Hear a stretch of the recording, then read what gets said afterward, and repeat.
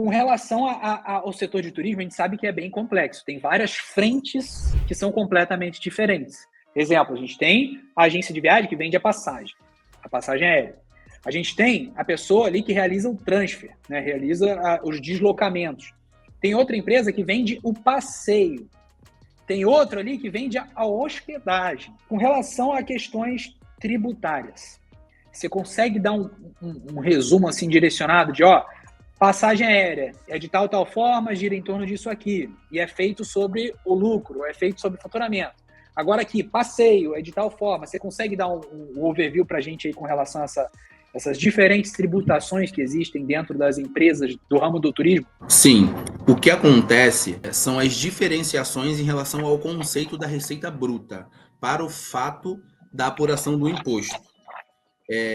O cara que trabalha com agência de viagens, fazendo ali o trabalho de intermediação, a única diferença dele para o cara que trabalha com transfer, para o cara que trabalha ali com a pousada, enfim, a única diferença é o conceito de receita bruta, porque todas essas atividades estão inseridas dentro do anexo 3 do Simples Nacional.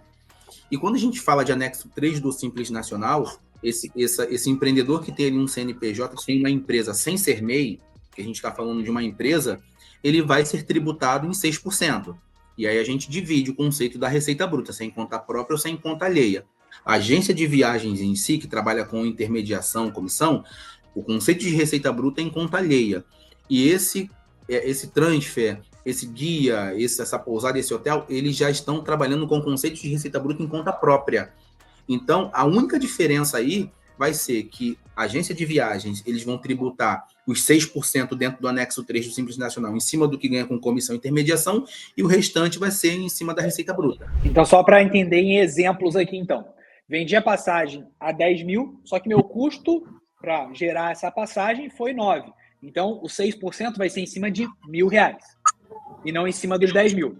Agora, se eu vender um passeio, que eu vou fazer a gestão desse passeio inteiro, minha agência de viagem também presta o serviço de passeio, e gerou R$1.000, aí o 6% vai ser em cima dos R$1.000. Seria isso aí, então. Excelente, matou. Mas agora uma questãozinha assim que é bem importante, que inclusive eu vou passar aqui também. Vou vender a passagem, mas vou vender o passeio. Só que nesse passeio, pelo menos no começo, até a gente ter caixa suficiente para a gente comprar os equipamentos necessários para fazer esse passeio, a gente vai fazer como se fosse uma intermediação também. Então, vamos por exemplo, para ficar mais fácil. Vou vender a passagem, vai ser lá na África. Vou vender a passagem para a Ponta do Ouro, que é em Maputo, ali na África. Então, vou vender a passagem, supondo aqui, tá? Vou arredondar tudo. R$10.000. Beleza. E meu custo de passagem foi 9. Beleza. Então, meu imposto vai ser apurado nesse exemplo, os 6% sobre 1.000, que é a diferença, não é sobre o faturamento total. Mas vamos incluir também que nessa venda para esse mesmo cliente, eu vendi também R$5.000 em passeio, só que desse passeio também foi intermediação. Então, eu vou terceirizar isso, entende? Vai ter uma empresa que é parceira minha que vai fazer esse passeio. Então, eu não vou lucrar 5 mil. Minha venda não é... Eu vou vender esse passeio a 5 mil, só que eu vou pagar esse fornecedor do passeio 4 mil. Então, eu também, na teoria, né, vou ter só entre a margem de lucro, ele vai ser de R$1.000. Aí, como que funciona para essa questão do passeio? Passagem, eu já entendi. Beleza, vai ser a diferença do que eu faturei para o meu custo para gerar aquela passagem. Se for passeio, que eu vou fazer a gestão total do passeio, que eu tenho o carro, eu tenho ali o equipamento de mergulho, aí também seria em cima do todo. Mas agora, se eu vou terceirizar esse passeio também. Então, assim, é justamente no que você falou, né? A questão do conceito de receita bruta. Você que está prestando ali um serviço de passeio para esse cliente, você vendeu ali o pacote de viagens para ele. Você vendeu ali a passagem. A gente está falando de passagem. Você vendeu a passagem no valor de 10 mil, só que a sua comissão foi 1.000, beleza. Entendemos isso. Só que você também vendeu um passeio para ele, que aí a gente já muda o conceito da receita bruta. Aí você deu o exemplo, mas o meu passeio eu paguei, custou 5 mil para esse cliente, mas só que não sou eu que vou estar prestando ali o serviço do passeio. Tem um outro parceiro que vai fazer esse passeio para mim, que esse custo desse passeio me custou 4 mil. Aí a gente não pode se balizar no que determina ali a comissão intermediação, porque a atividade, o conceito de receita bruta é diferente. Aí o meu conselho, nesse caso, é que você, por exemplo, repasse essa carga tributária. Tu vai pagar 6% em cima de 5 mil, que você repasse essa carga tributária para o seu cliente final. É o que a gente faz aqui quando a gente está fazendo aqui análise de custos, né? Análise de formações de preços para um determinado tipo de segmento. Então, dentro desse conceito da análise de formação de preço, a gente sempre orienta que você insira a carga tributária para você não tomar prejuízo nessa operação. Porque o conceito de receita bruta não te permite apurar esse transfer somente pelo lucro. Então, esse campo deduções, ele só vale mesmo mais ali para a passagem aérea. Pelo que eu entendi, é isso aí, então. É isso. É o que você ganhou ali na comissão intermediação dentro desse processo da venda de passagens aéreas. Então, para passeio, por mais que seja intermediação também, se eu tiver um parceiro lá, por mais que seja nesse mesmo, quase exemplo igual ali a passagem aérea, não é válido. Então, esse 6% seria daí sobre o faturamento total e não somente sobre o lucro. É isso então, né? Justamente por conta da diferença do conceito da receita bruta, sem conta própria e sem conta alheia. Isso, entre os contadores, é muito fácil da questão do entendimento. Mas eu também posso te garantir, por experiência que eu já vi acontecendo por aí, entre outras contabilidades que também oferecem esse tipo de serviço, de que eles inserem esse fato em si, quando você terceiriza um trabalho de transfer e você tem ali a sua comissão, igual você está dando esse exemplo aqui, de colocar tudo dentro ali desse contexto ali da dedução. Bom, eu estou pagando 4 mil ali pro prestador de serviço, mas só que o que eu vou estar ganhando com esse transfer é R$1.000, eu vou apurar em cima de R$1.000. Eu já vi fazendo dessa forma, tá? Mas no nosso entendimento aqui, no que tange ao piso frio da lei, o conceito de receita bruta é bem diferente disso. Então a gente orienta a fazer dessa forma, mas sendo muito claro, tem gente por aí que faz dessa forma. Bom, eu terceirizei ali, a minha comissão é 1.000, eu vou apurar 1.000 aqui e depois eu justifico caso caia em notificação. Entendi. Então vai dependendo. Eu para falar que tá errado. Mas vamos só para o exemplo para ficar bem fácil para todo mundo que vai assistir aqui esse nosso vídeo entender. Então, vendi a passagem a 10 mil e vendi o passeio a 5. Tem gente que pega, soma os dois, vende o pacotão, 15 mil, e apura sobre o lucro. Então, exemplo, supondo que tenha sido 15 mil e o meu custo para tudo isso seja 13 mil. Então, vai apurar sobre os 2 mil. Tem gente que enxerga dessa forma. Mas não é assim como quem é especialista na parte de contabilidade não enxerga dessa forma. Faria de formas separadas. Então, se a passagem dos 15 mil, se a passagem foi 10 mil e o custo foi 9, apura sobre os 1.000 do lucro. Esse é um cálculo. Agora, vamos fazer do passeio de forma separada. Então, do passeio dos 5 mil, por mais que o teu custo seja 4, não, vai apurar sobre os 5 mil e não sobre os 1.000 desse exemplo. É assim que a contabilidade enxerga como a mais certa, mas a gente entende que também tem uma certa justificativa ao outro lado. Seria isso também. Aí a gente deixa pro cliente da Contabilitude tomar a decisão do que acha que é melhor.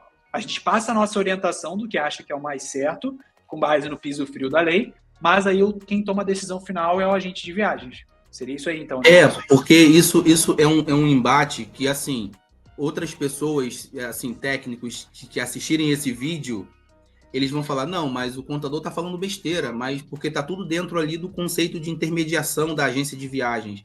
Mas se você parar para olhar as atividades em si, o que a gente está falando ali é o conceito da receita bruta. Eu toco muito nesse tema, porque o conceito de receita bruta é que vai definir isso daí. O que está sendo em conta própria, o que está sendo em conta alheia. Mas ele vai dizer, não, mas o conceito de receita bruta em conta alheia também está funcionando para esse passeio, para esse transfer, porque não é ele que está fazendo lá a questão do transfer. Ele contratou alguém para fazer. Mas o transfer, o KNAI em si, você pode ver que é diferente, 79, 11, 200. 79, 11, 200 é o KNAI de agência de viagens. Você vê ali os descritores. Você não enxerga ali transfer. Então, assim, tem que olhar realmente ali para dentro. Mas eu posso te garantir também que se você vendeu esse pacote por 15 mil e você tributar em cima de 2, é infinitamente, quase que impossível da Receita Federal enxergar algo diferente aí dentro. A Receita Federal ela vai enxergar realmente que você é um agente de viagens e você vendeu ali um pacote. E esse pacote inclui a passagem aérea, inclui o transfer, um pacote de passagens. Então, realmente, é um caso muito difícil de se discutir e é um caso quase que impossível da Receita Federal entender o que está acontecendo ali dentro e é o que está passando batido aí durante todos esses anos aí. desde a criação aí das leis, né?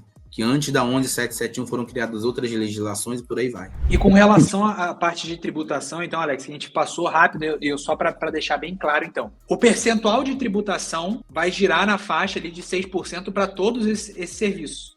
Então, passeio, transfer, hospedagem também se inclui nessa? Isso aí, tudo, a tributação, a alíquota em relação à tributação, ela faz conexão com o CNAE das atividades, né? com o Código Nacional de Atividade Econômica que a empresa vai exercer. E esses CNAEs, eles estão sempre ali dentro do anexo 3 do Simples Nacional. Hoje no Simples você tem 5 anexos. Comércio, indústria, prestadores de serviços no anexo 3, aí você tem as atividades intelectuais lá no anexo 4 e as outras atividades no anexo 5. Nós estaremos inseridos dentro do anexo 3, a alíquota inicial de 6%. Lá no anexo 5, a alíquota inicial é 15,5%. Ali tem construtores, engenharia civil, advogados e por aí vai. Nós estamos inseridos no anexo 3, então é 6% a alíquota inicial. Só que muitos empreendedores, depois, eles vêm questionar a gente, não, mas por que eu estou pagando mais aqui de imposto, mais de tributo? Porque existe uma outra complexidade dentro dessa questão tributária, que é a alíquota progressiva. A alíquota ela vai subindo, conforme você vai faturando. Por exemplo, nos seus primeiros 12 meses, se você apurou ali, você faturou acima de 180 mil, essa alíquota não vai ser mais 6%. E por aí vai, e por aí vai, e por aí vai. Mas nós temos um time tributário aqui dentro da Contabilitu que nós vamos acompanhando a evolução da sua alíquota, para que você não chegue ali nos 16%, 17% dentro do Simples Nacional, porque não faz sentido. Sim, aí o foco mesmo é 4,8 milhões, se eu não me engano, né? Para poder mudar daí, de fato, que tem que mudar, no caso. O que acontece? Dentro do Simples Nacional, lá no anexo 3, você tem as faixas de faturamento. Quando você chega ali na 4ª faixa de faturamento, eu não estou com a tabela aberta aqui agora e são muitos números, eu não vou lembrar o número exato. Mas, por exemplo, você já faturou dentro dos 12 meses 600 mil reais, 700 mil reais, 1 milhão de reais. Você está dentro do Simples Nacional, legal. Você não vai ser expulso do Simples Nacional. Mas você mudou de faixa de faturamento, então a sua alíquota já vai estar em torno de 15%, 16%. Por quê? Porque a alíquota dentro do Simples Nacional ela chega até 33%. Aí é muita loucura você permanecer dentro do Simples Nacional pagando 33%, uma vez que você pode chamar seu contador, conversar com ele, realizar uma análise tributária e você migrar para o lucro presumido, para o lucro real, por exemplo. Que aí você vai pagar a alíquota fixa. Tudo bem, é uma carga tributária alta, os impostos já vão ser apurados de formas separadas, porque dentro do Simples Nacional é tudo dentro de um DAS. O presumido lucro real você vai receber uma guia de ISS, vai receber uma guia de PIS, de COFINS, de RPJ, CSLL, mas juntando tudo isso, você ainda vai estar pagando menos imposto do que estando no Simples Nacional pagando 20% de Simples, 22% de Simples. Então, nós temos aqui além do nosso time de especialistas na área tributária, nós temos plataformas, nós temos sistemas de gestão que acompanham essas alíquotas em tempo real. Então, a gente chama esse cliente para conversar e fala, olha só, o empreendedor, você tem 2 opções, ou você muda de regime tributário, ou você abre um outro CNPJ. Entendi. Isso aí isso aí vai depender muito de cada empresário, cada negócio especificamente, né?